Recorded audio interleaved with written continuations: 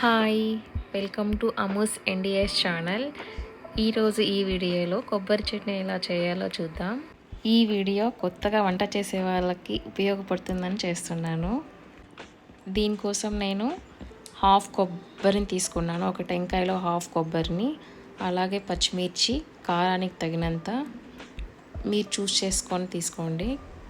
పచ్చిమిర్చి ఎండుమిర్చి ఏదైనా సరే. దీన్ని కొంచెం ఆయిల్ వేసి బాగా ఫ్రై చేసుకోవాలి. ఈ చట్నీని ఎవరైనా చాలా ఈజీగా క్విక్గా చేసుకోవచ్చు. ఎవరైనా త్వరగా నేర్చుకుంటారు. చూసారుగా, కొబ్బరి పచ్చిమిర్చి బాగా ఫ్రై అయిపోయాయి. అలాగే ఇందులో కొంచెం తెల్లగడ్డని యాడ్ చేసుకోవాలి. దాంతోపాటు కొంచెం కొత్తిమీరని కూడా యాడ్ చేసుకుంటే ఫ్లేవర్ చాలా బాగుంటుంది.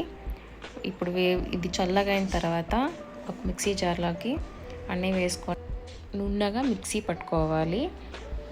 అలాగే రుచికి సరిపడినంత సాల్ట్ వేసుకోవాలి. అలాగే ఒక హాఫ్ నిమ్మకాయ సైజ్ అంత చింతపండుని ఒక బౌల్లో ముందే నానబెట్టుకొని ఉంచుకోవాలి. ఈ చింతపండు రసాన్ని మిక్సీ జార్లోకి వేసుకొని నున్నగా మిక్సీకి పట్టుకోవాలి.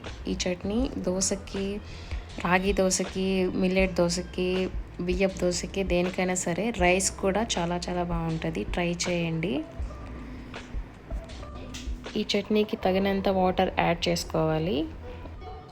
వాటర్ వేసుకున్న తర్వాత ఈ చట్నీని ఇంకోసారి నున్నగా మిక్సీకి పట్టుకుందాము.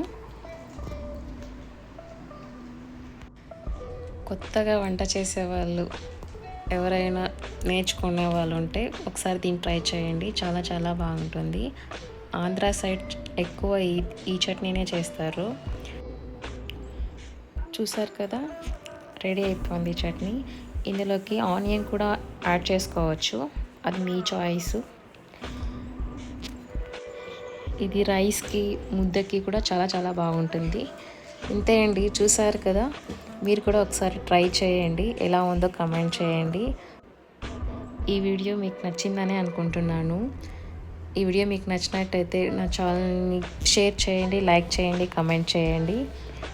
అలాగే సబ్స్క్రైబ్ చేసుకోండి. Thank you for watching.